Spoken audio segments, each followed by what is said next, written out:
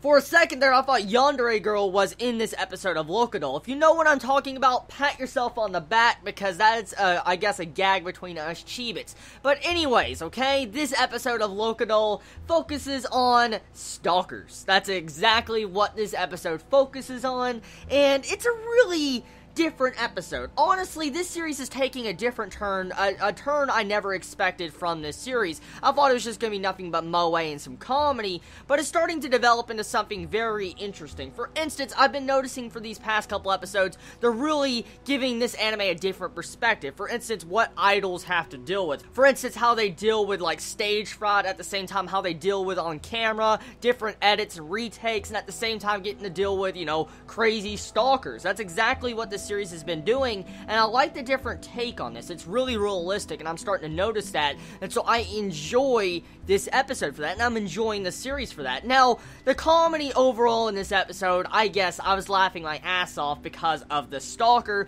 and that major plot twist right at the end of this episode. So, I know I'm not the only one, okay?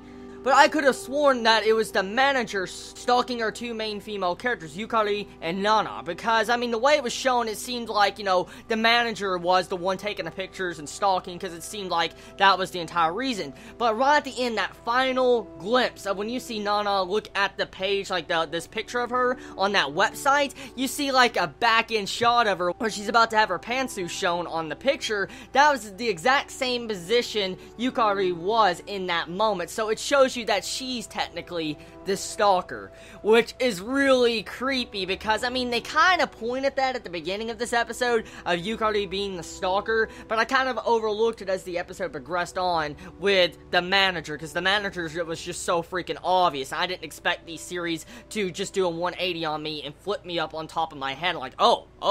But honestly, I guess both characters are technically stalkers. Yukari seems to be a stalker of just Nana, but you have the manager that stalks the actual idol group. So I like that so far. That's really cool and interesting.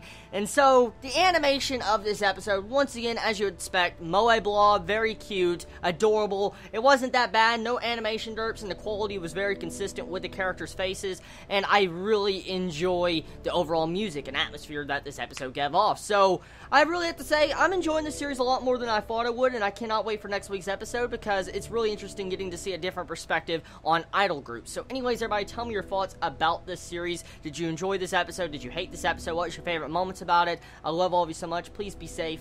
Chibi out.